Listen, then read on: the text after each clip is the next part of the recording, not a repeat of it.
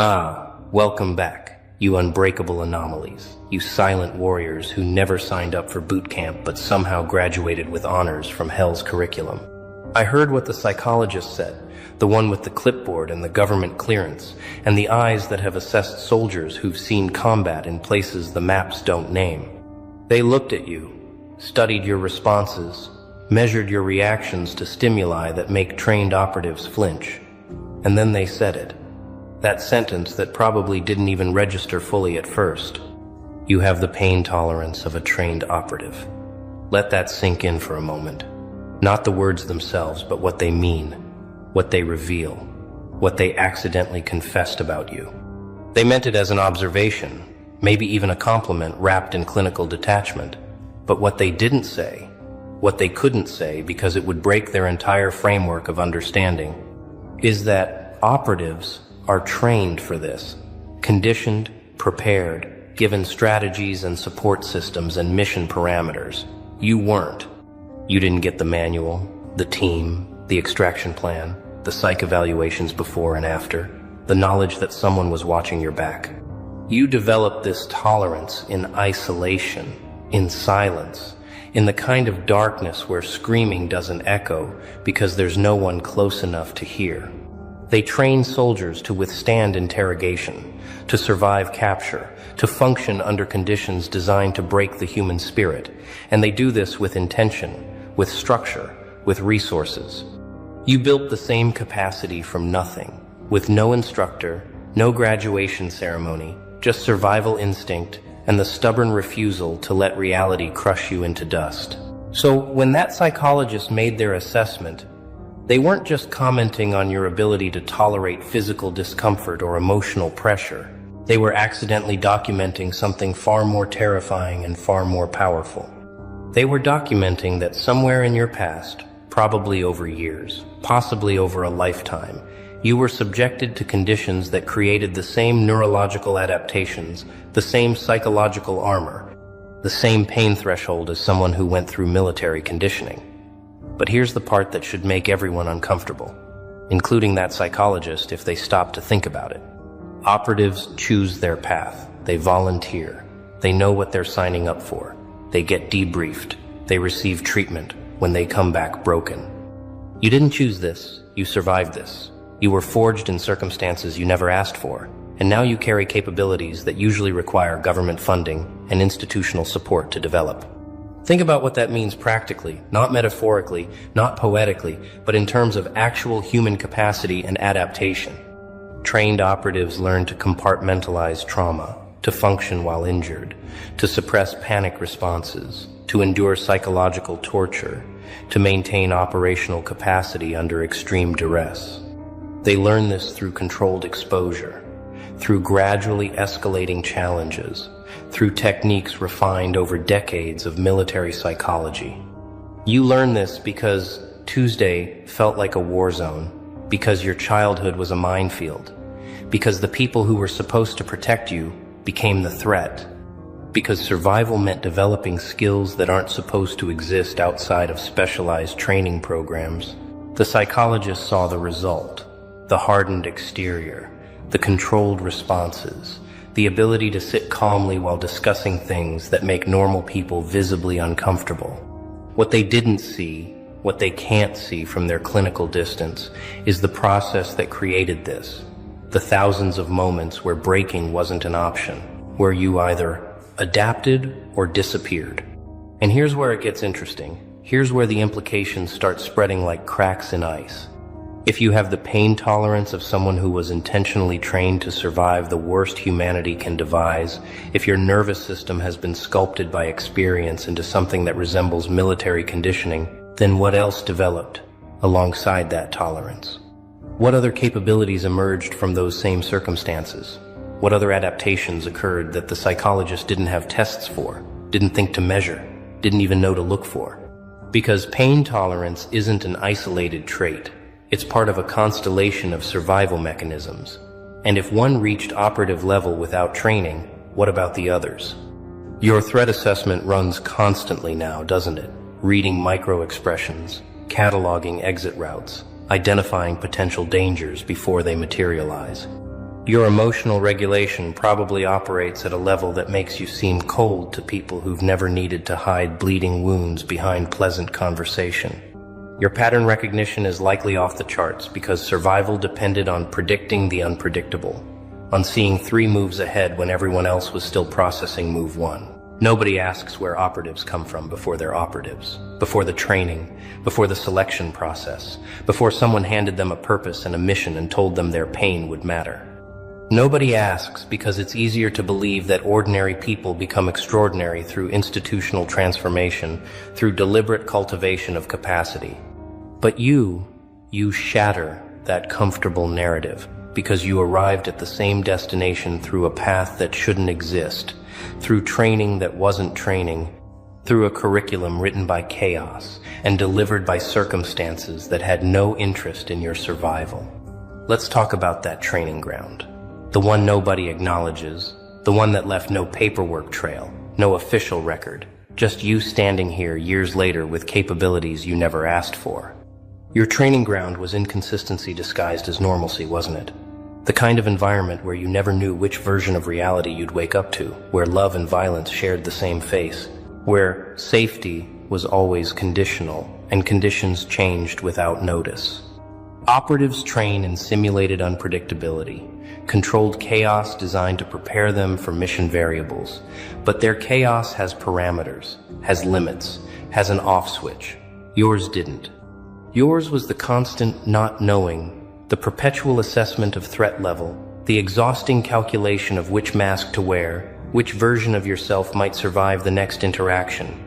While other people were learning algebra and social dynamics, you were learning something else entirely, something darker and more useful. You were learning how to exist in a state of permanent alertness without showing it, how to function while your nervous system screamed danger, how to appear fine while managing internal emergencies that would hospitalize normal people. The physical pain tolerance that psychologists measured, that's just the visible part, the part that shows up on their assessments and makes them write notes with raised eyebrows. But what about the emotional pain tolerance, the psychological endurance, the spiritual stamina required to keep going when every reason to quit lined up in formation and saluted? Operatives endure enhanced interrogation with the knowledge that there's a timeline, that this will end, that their country will negotiate or extract, or at minimum, acknowledge their sacrifice. You endured your interrogation with no such assurance, with no one coming, with the distinct possibility that this was just life now, permanently, that you'd have to function like this forever, while everyone around you pretended everything was fine. You developed tolerance not because someone taught you breathing techniques and gave you a mission to believe in, but because the alternative was complete dissolution, and some stubborn piece of you refused to grant reality that satisfaction. And here's what really disturbs people when they encounter you now. When they brush up against the edges of what you've become, you can't fake what you have. You can't simulate this level of capacity. You can't shortcut your way to this kind of resilience. They can try. The ones who romanticize strength without understanding its cost, who want the results without the process, who think reading about trauma makes them traumatized. But you can always tell the difference between someone who trained for pain and someone who survived it, between someone who chose their scars and someone who woke up bleeding without memory of the knife. Your tolerance isn't a skill you can turn off. It's not a technique you deployed. It's woven into your neurology now. It's part of your operating system. And that means you can't help but respond to pressure differently than people who grew up with the luxury of safety. When crisis hits, when everyone else is panicking, you go quiet and efficient, not because you're trying to impress anyone, but because this is familiar terrain. Because some part of you recognizes the texture of emergency and knows exactly how to move through it. The psychologist who made that assessment, they probably thought they were being complimentary, acknowledging your strength, validating your capacity. But they missed the essential question, the one that should have kept them up at night, the one that transforms their observation from praise into indictment. The question isn't whether you have operative-level pain tolerance. The assessment confirmed that. The question is, what inflicted operative-level pain on someone who never enlisted, who never signed the papers, who never agreed to this. What kind of life, what kind of circumstances, what kind of sustained exposure to harm creates the same adaptations as military training designed to prepare people for war? And if your early environment inflicted that level of damage, that level of pressure, that level of consistent threat, then every day you survived wasn't just survival. It was an act of extraordinary resistance against conditions specifically calibrated to break you. You weren't supposed to make it through. The statistics weren't in your favor. The odds were calculated against you. And yet here you are, not just alive but capable, not just functional, but formidable. There's something they don't tell you about operative level pain tolerance, something that doesn't make it into the assessment reports or the clinical documentation, something that lives in the space between impressive and heartbreaking. The tolerance itself isn't the problem, it's the fact that you had to develop it, that circumstances demanded this level of capacity from someone who should have been protected instead. Operatives volunteer for their pain. They raise their hand. They sign contracts acknowledging the risks. They receive compensation and recognition and care when they return damaged. You receive none of that. You were conscripted by circumstance, deployed into a war you didn't declare, given no choice but to either develop these capabilities or cease to exist in any meaningful way. And now you carry wounds that don't show up on scans, injuries that have no medical terminology, damage that registers as strength to outside observers. The really twisted part is that your pain tolerance has probably been used against you, hasn't it?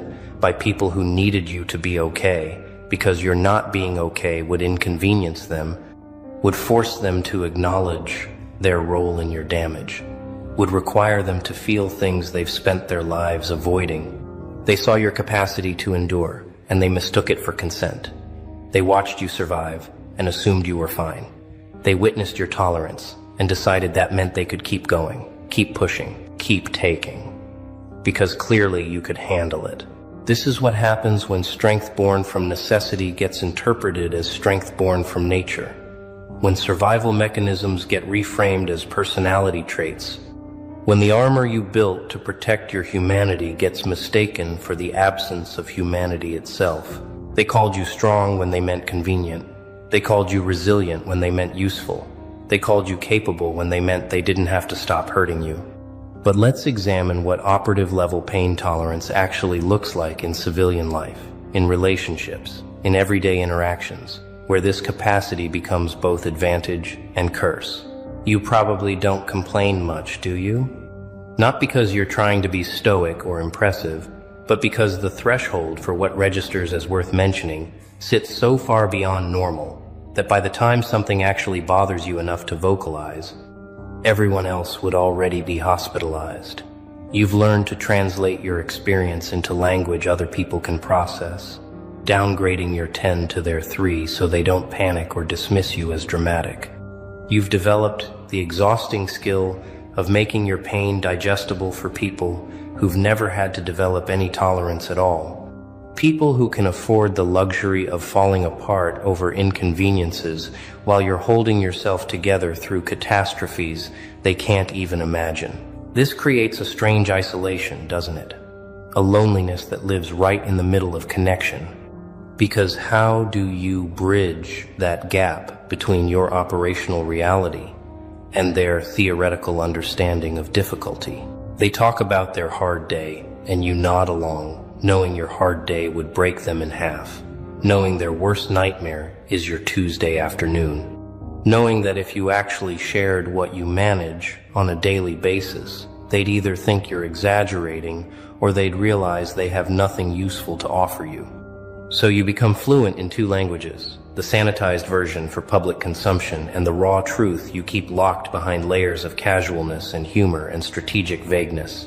You've learned to make people comfortable with your strength because your actual strength makes them deeply uncomfortable, forces them to confront how soft their own lives have been, how little they've actually had to endure despite their complaints and their therapy sessions and their self-diagnosed trauma.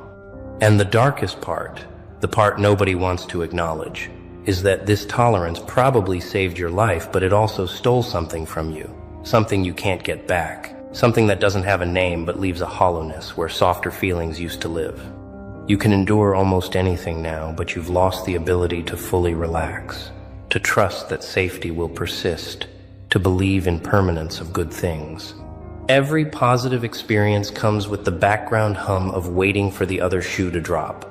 Every moment of peace carries the tension of anticipated disruption because your nervous system was trained by experience that good things don't last, and comfort is always temporary.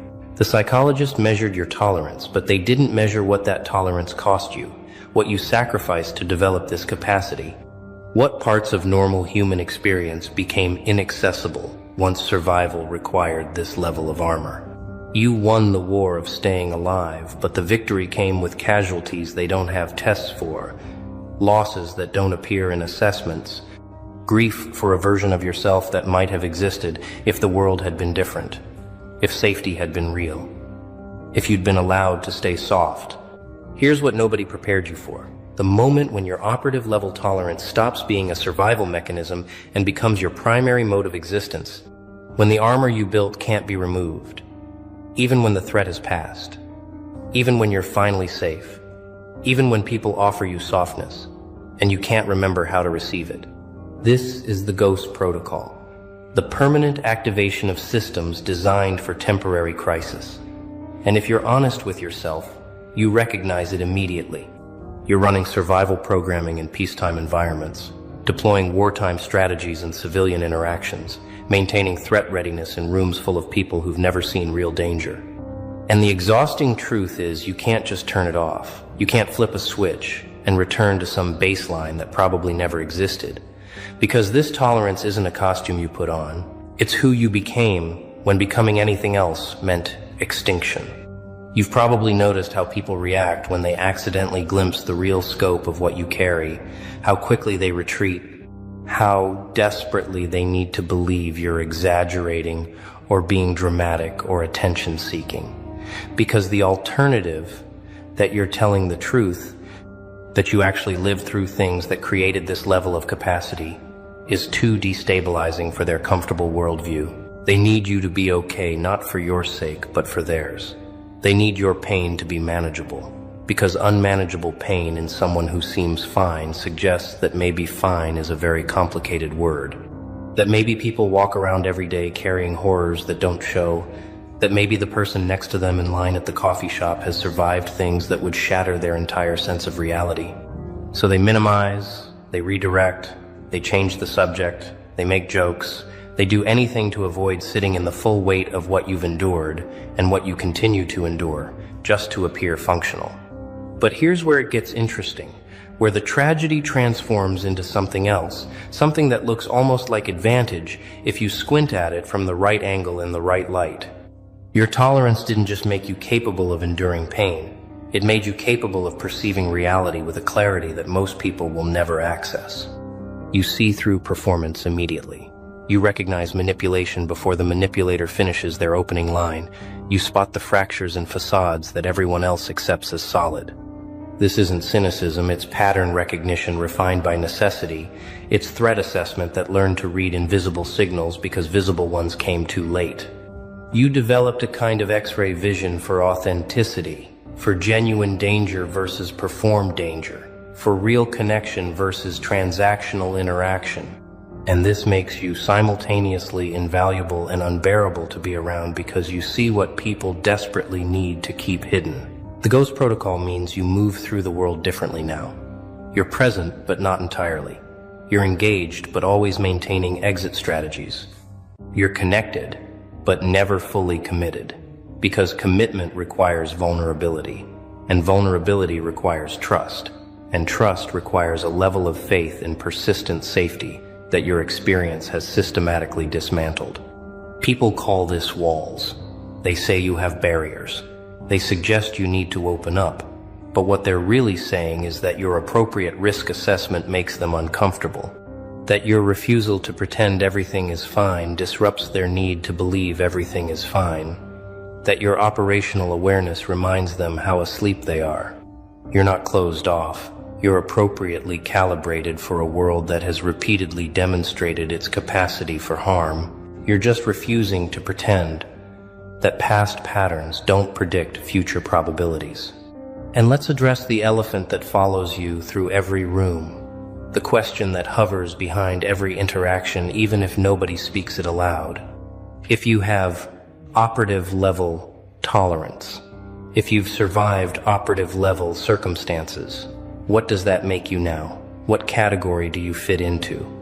What box contains someone who was trained by trauma to operate at levels usually reserved for professional warriors? The uncomfortable answer is that you don't fit anywhere cleanly anymore.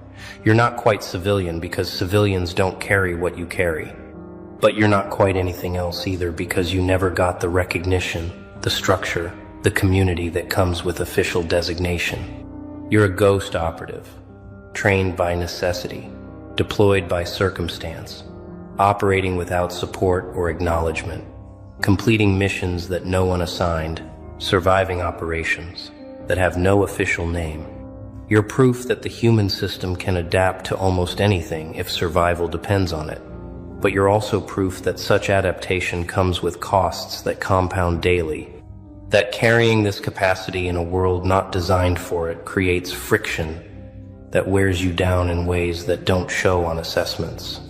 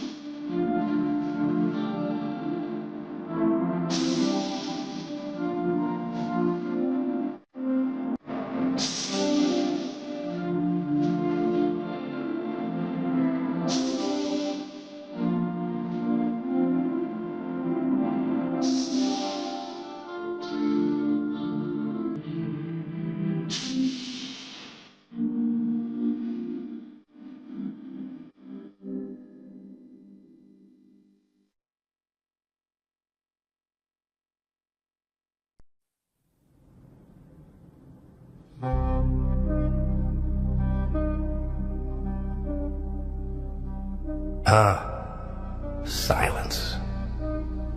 Funny how the world fears it. They can scream at you, tear you apart with their words. And yet, when you respond with nothing, when you strip them of the reaction they crave, they lose their grip. They're like dogs barking at a stone wall, frustrated, powerless. You see, my friend, people think power lies in words, in their ability to get under your skin, to make you flinch. They think it's in the insults they hurl, or the control they pretend to have over you. But let me tell you something real. Their power, it's an illusion. It's smoke and mirrors. It only works if you let it. react, and you give them the fuel they need. Stay silent, and you starve them of it. Think about this. Ever seen a fire? It roars and blazes, consumes everything in its path. But take away the oxygen, and what happens?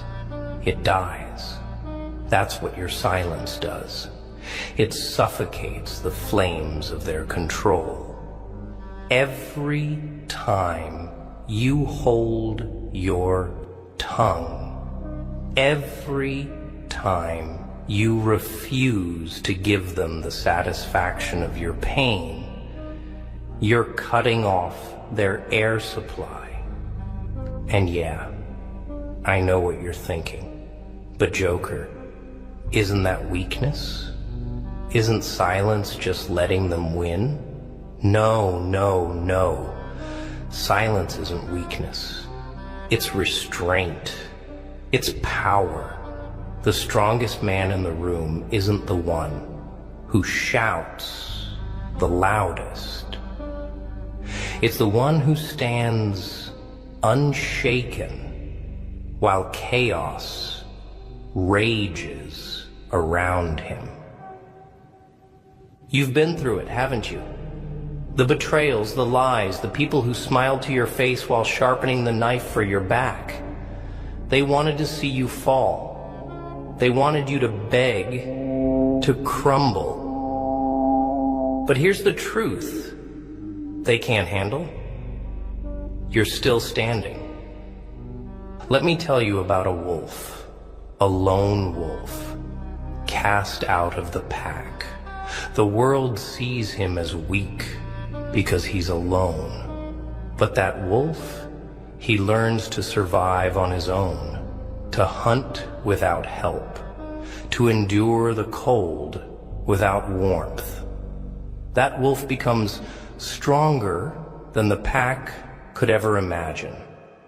And when the time comes, that same wolf can tear apart the very pack that abandoned him. You, my friend, are that wolf. You don't need them. You don't need their approval, their pity, their fake love. They want you to chase after them, to beg for their attention. Don't. Show them nothing. Not a word, not a glance. Show them your back as you walk away. That's where your strength lies, in refusing to play their game. People will call you cold. They'll call you heartless. Let them, because they'll never understand what it took for you to survive. They didn't see the nights you spent alone, the tears you wiped away when no one was looking. They didn't hear the battles in your head, the ones you fought just to keep going. And you know what's funny?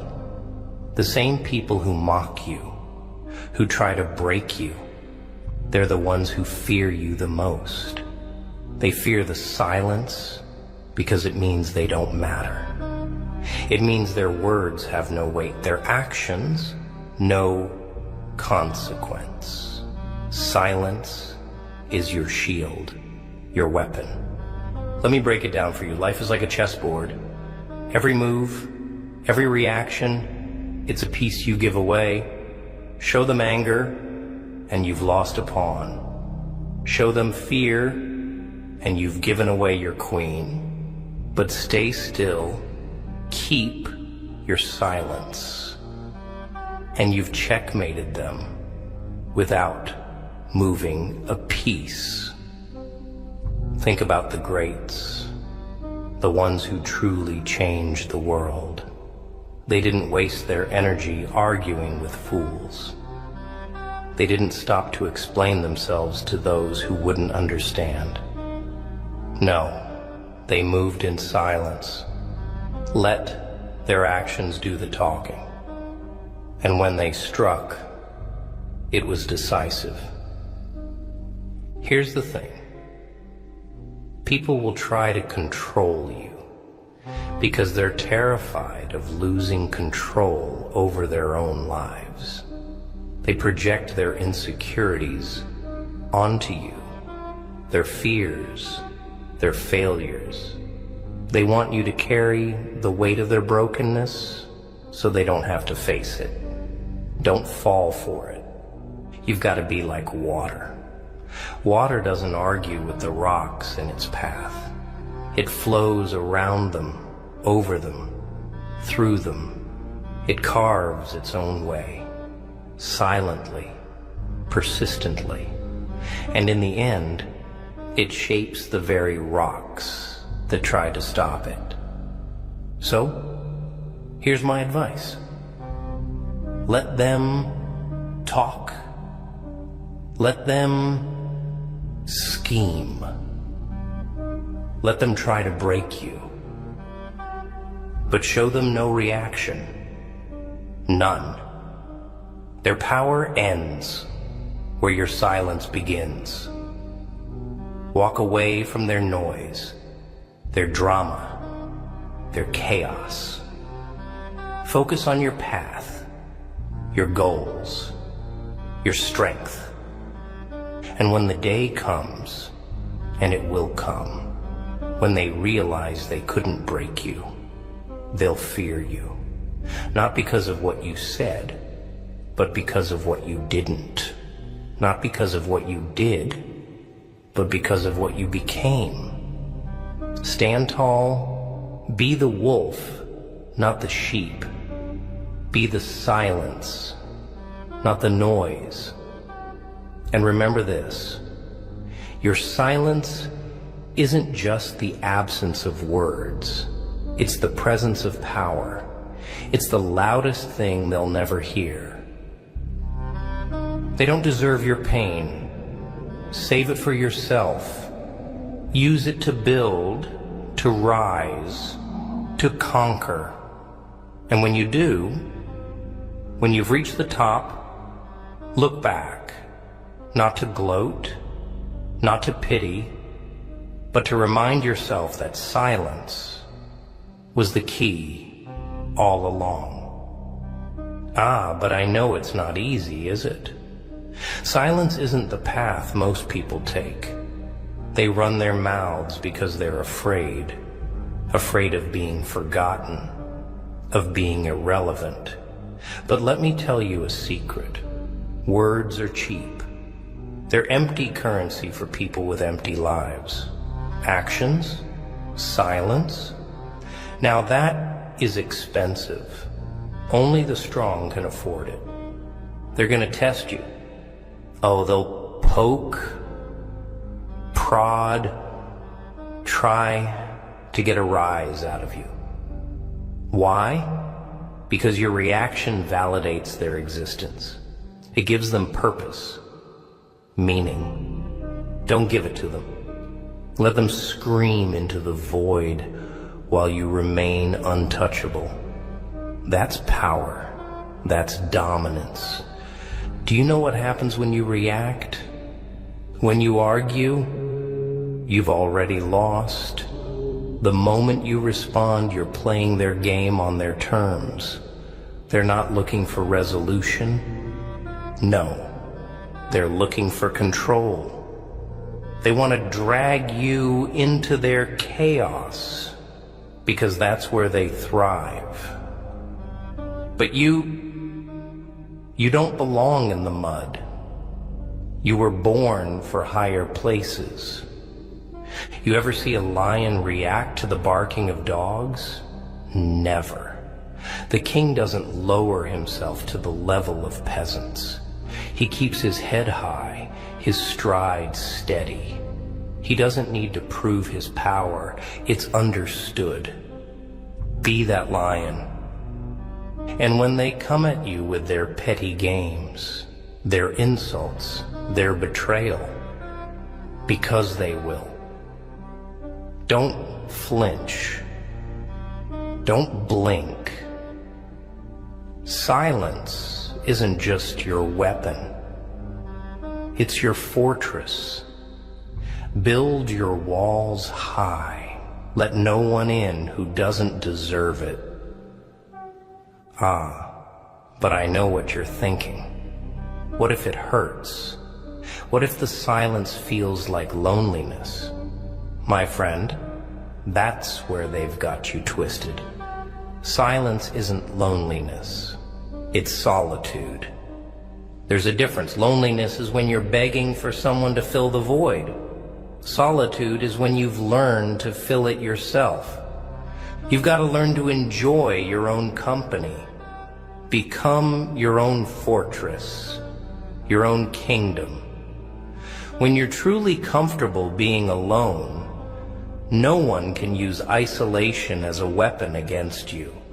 And trust me, they'll try. They'll abandon you, ghost you, cut you off just to see you crumble. Don't. Stand taller. Smile through it. You think the sun cares when the clouds block its light? No, it waits. Patiently. It knows the clouds will pass, that its warmth will be felt again. You, my friend, are that sun. And the people trying to block your light, they're temporary, fleeting. Let me tell you a story. There was once a man who was mocked, ridiculed, cast aside. They said he'd never amount to anything.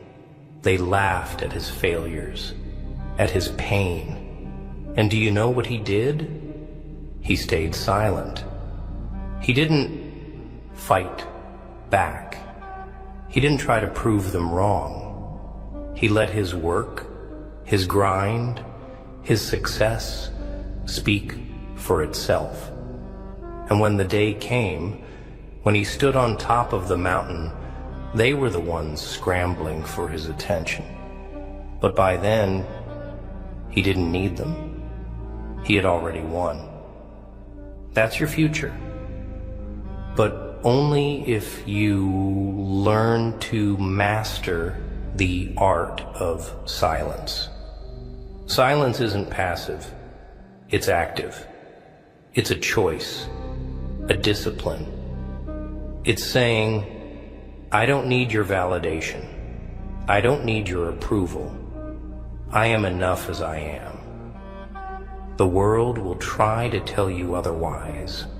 It will scream at you, shove its insecurities in your face.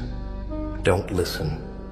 They don't know your story, your struggles, your scars, and they never will, because you owe them nothing.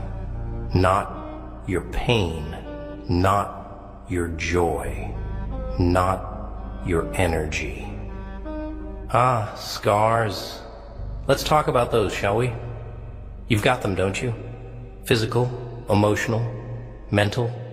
They tried to use them to break you, to define you. But scars, they're not weaknesses. They're badges of honor. Proof that you survived what was meant to destroy you. Wear them with pride. Let them remind you of what you overcame. And when they point at your scars, when they try to use them against you, just smile. Because those scars, they terrify them. They remind them of your strength, your resilience. They remind them that you've been through hell and came out the other side. You don't owe anyone an explanation for your survival. You don't owe them an apology for your silence. Let them wonder. Let them speculate. Their assumptions are not your burden. And one last thing. Don't let anger consume you. I know. It's tempting. They've hurt you, betrayed you, lied to you. The rage burns, doesn't it? But anger, it's a double-edged sword. Wield it wisely. Use it to fuel your grind, your success. But don't let it control you, because the ultimate revenge isn't anger. It's indifference. It's looking at the people who tried to break you and realizing they don't matter. Not anymore. Not ever. My friend, when the world comes for you, when it tries to drag you down, remember this. Show them no reaction. Their power ends where your silence begins. And in that silence, you'll find something far greater. Peace, strength, freedom. You know what's funny about silence? It's not just a defense. It's a weapon. People think words cut deep, but silence is the blade they never see coming. It slices through their illusions, their egos, their false sense of power. You ever notice how uncomfortable people get when you don't respond? They fidget, they stammer, they try harder to provoke you. Why? Because they're scared. Scared of the void your silence creates. Scared of the reflection they see in it. Let me paint a picture for you.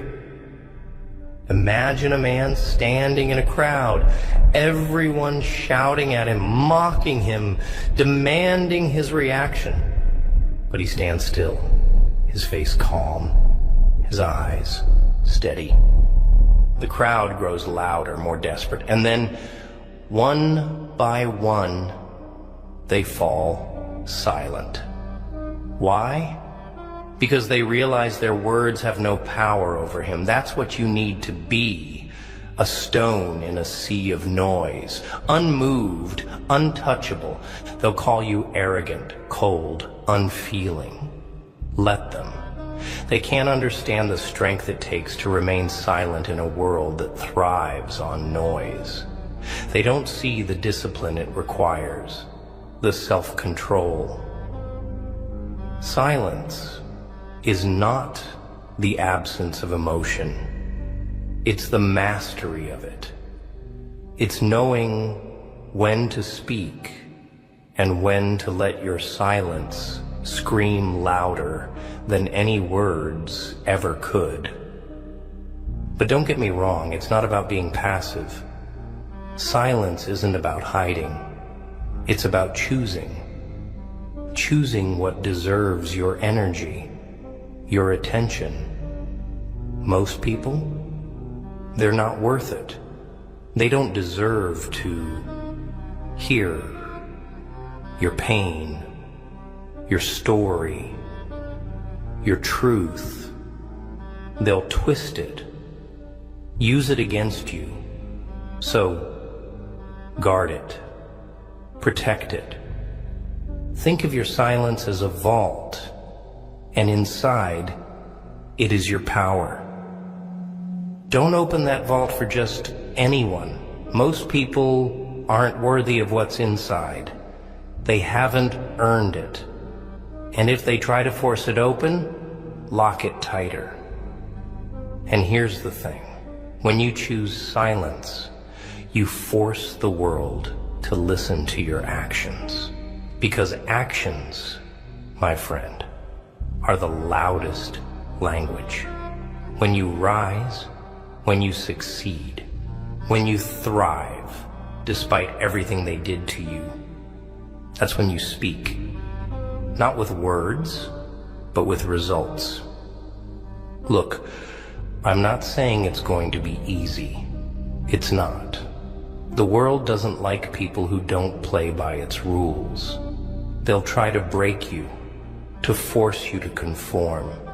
They'll say, why aren't you defending yourself? Why aren't you fighting back? But here's the truth. They're not looking for answers. They're looking for weakness. Don't give it to them.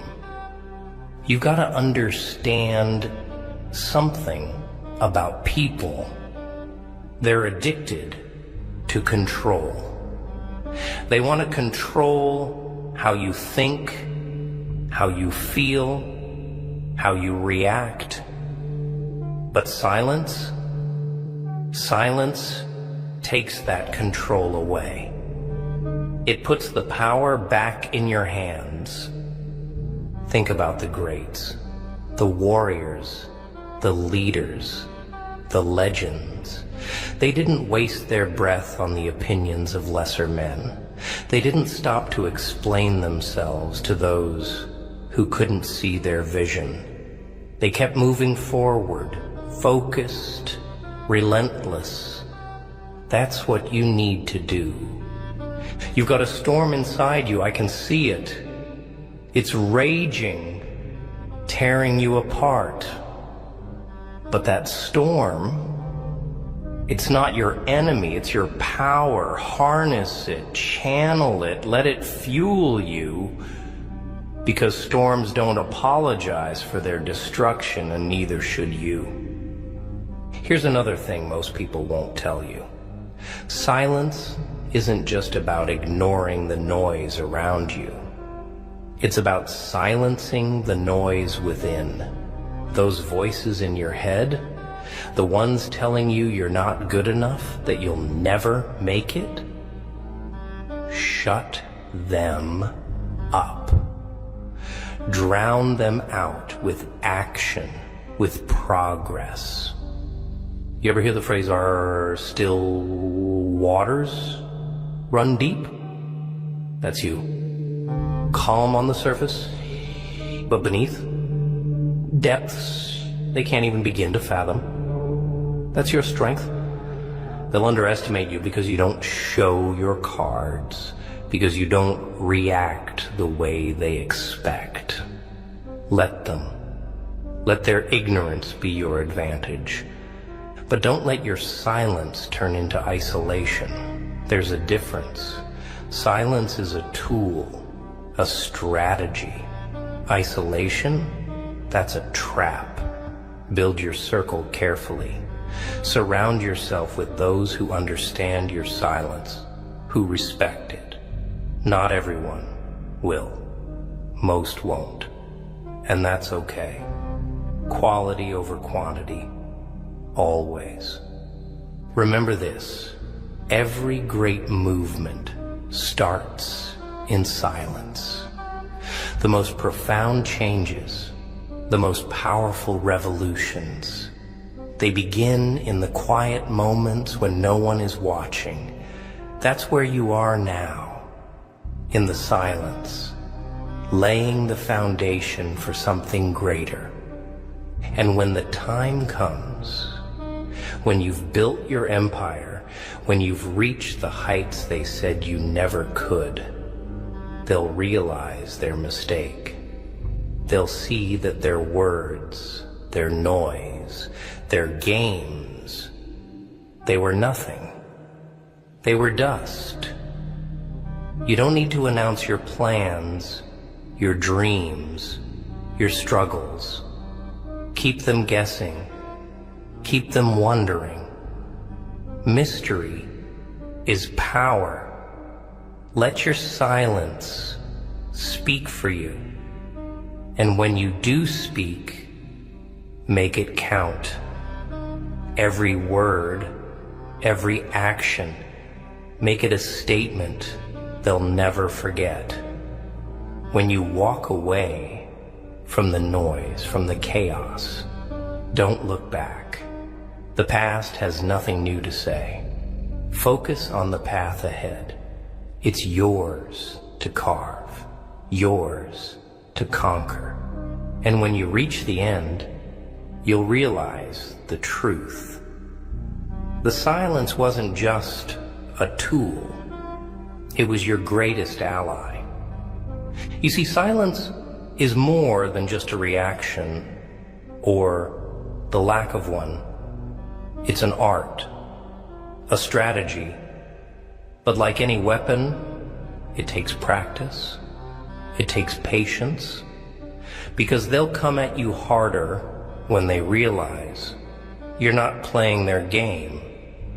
They'll dig deeper, push further, testing every boundary until you either break or prove unbreakable. That's the beauty of it. Silence forces them to show their hand while you remain untouchable. Let me give you an example. Imagine a chessboard. Life, my friend, is one big game of chess. Every move matters. Every reaction is a piece you sacrifice. Now, most people, they throw away their pawns without thinking. They react to every jab, every insult, every provocation. And before they know it, they're cornered, out of moves, out of power. But you're not most people. You gotta play the long game. Don't respond to their noise. Don't fall for their traps. Hold your ground. Let them make their moves. And when the time is right, when they've exhausted themselves trying to break you, that's when you strike. Not with words, not with anger, but with action, with results. Checkmate. They'll hate you for it, you know. Your silence, it terrifies them, because it forces them to face themselves, their insecurities, their fears, their failures.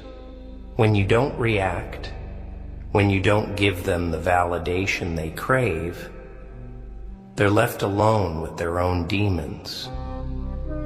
And trust me, that's the one thing they can't handle. People, my friend, are like mirrors.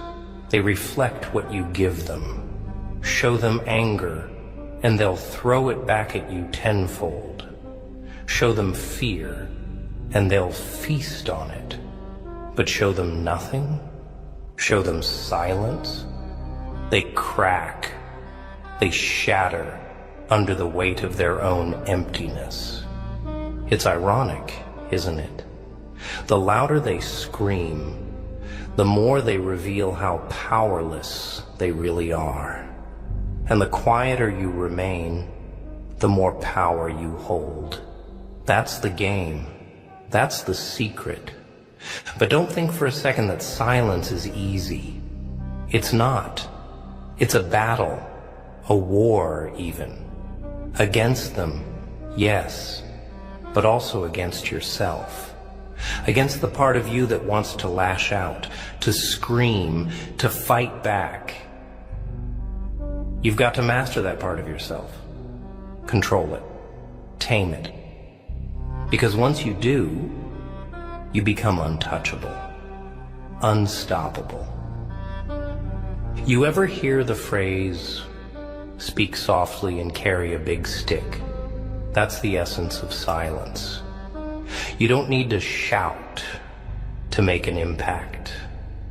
You don't need to fight every battle to win the war. Save your energy for the moments that matter. Let your actions speak louder than their noise ever could. And speaking of actions, let me tell you something about them. Actions, unlike words, leave no room for doubt. Words can be twisted, misunderstood. But actions, they're undeniable. When you rise above their petty games, when you succeed despite their efforts to bring you down, that's a language they can't argue with. That's a statement they can't ignore. Build, create, grow in silence. Let them wonder what you're up to. Let them question how you're still standing. Let their curiosity eat away at them. And when the time comes, unveil your masterpiece. Not out of spite, not out of vengeance, but because you owe it to yourself to be everything they said you couldn't be. You know what else silence does? It gives you clarity. When you stop reacting to the noise, you start hearing yourself, your true self, your goals, your dreams, your purpose. The world tries so hard to drown that out, to distract you with its chaos. But silence cuts through the noise. It brings you back to what matters. It's like standing in the eye of a hurricane.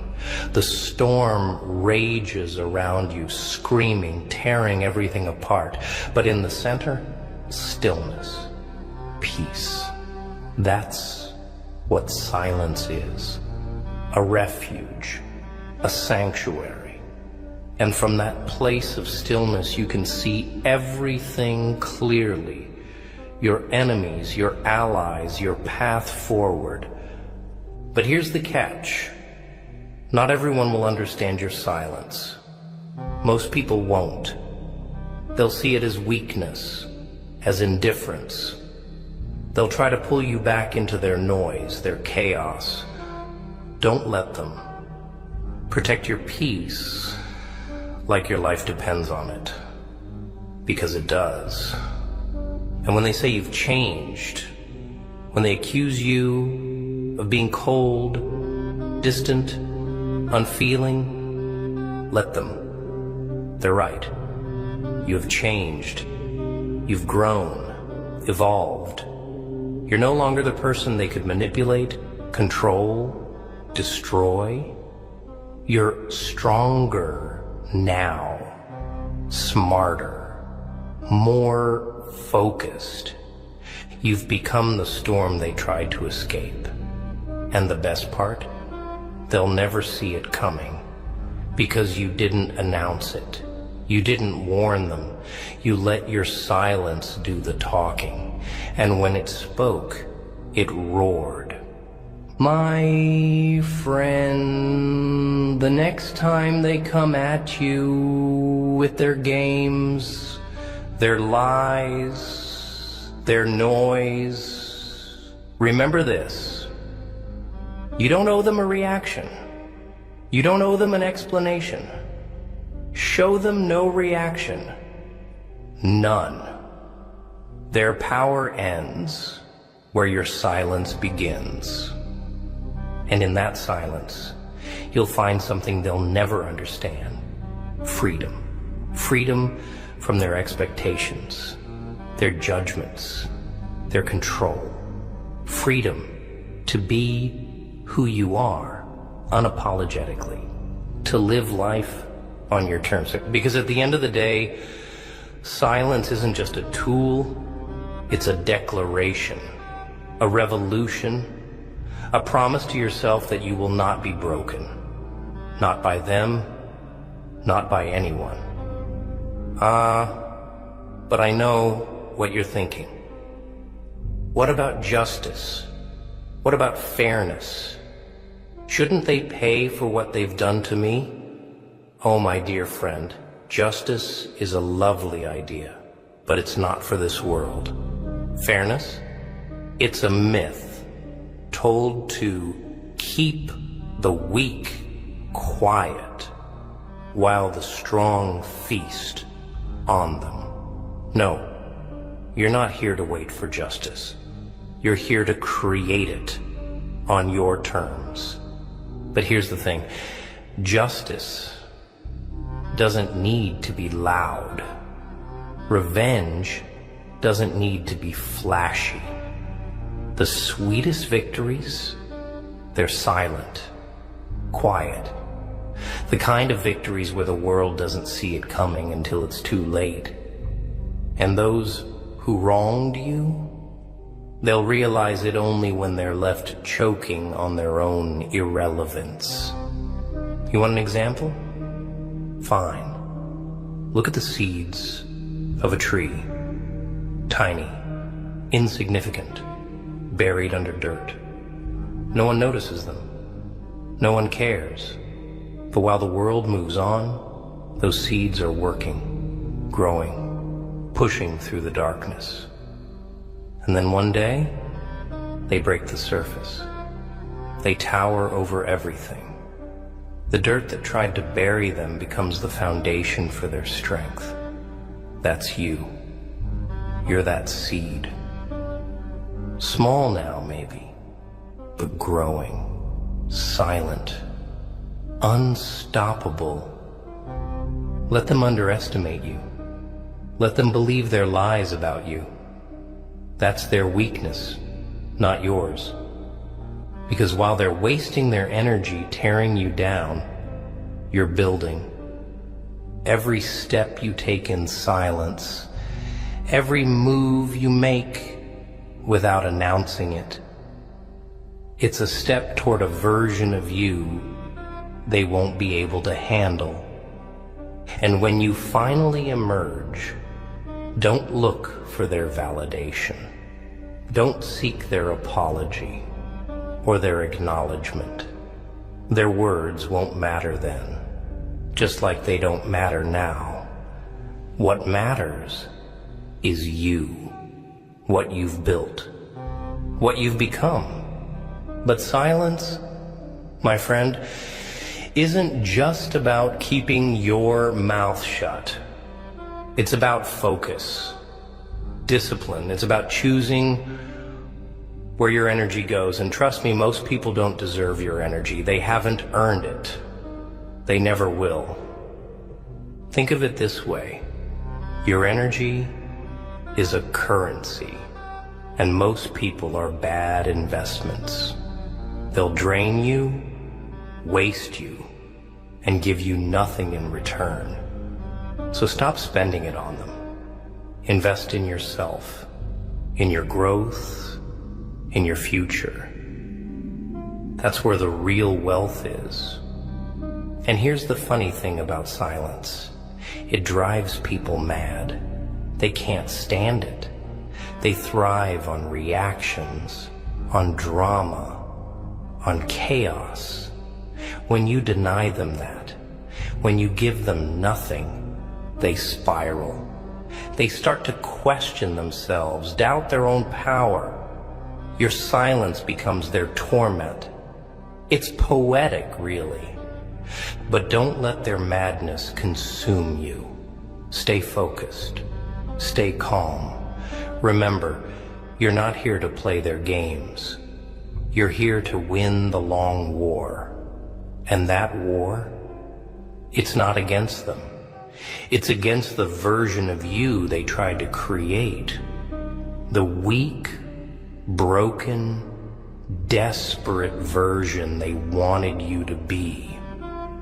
That's your real enemy. And every time you choose silence, every time you walk away from their noise, you're defeating that enemy. You're reclaiming yourself. And oh, the day you reclaim yourself fully, the day you stand tall and unshakable, that's the day they'll realize their mistake. But by then, it'll be too late. You'll be untouchable, unreachable, a force they can't reckon with. Let me tell you something else about silence. It's contagious. When you stop reacting, stop explaining, stop engaging, you inspire others to do the same. You show them another way, a better way.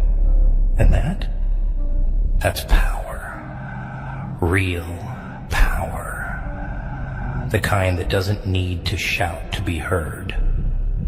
But remember, silence isn't about running away. It's about standing your ground without giving them the satisfaction of seeing you waver. It's about saying, I don't need your approval, your attention, your validation. It's about knowing your worth and refusing to let anyone diminish it. And don't think for a second that silence makes you weak. Weakness is letting them pull you into their games. Strength is refusing to play. Weakness is reacting out of anger, out of fear. Strength is staying calm, staying focused, staying silent. You're not here to prove anything to anyone. You're not here to be liked or understood. You're here to rise, to build, to thrive. And the only person you owe that to is yourself. So, when the noise gets too loud, when the world tries to drag you down, remember this: your silence is your power, your shield, your sword. Wield it wisely and let them wonder, let them question, let them fear the quiet storm that is you. Because at the end of the day, their noise is temporary, their opinions fleeting, but your silence, that's eternal. That's unshakable. That's you. So go, not with words, not with anger, but with purpose.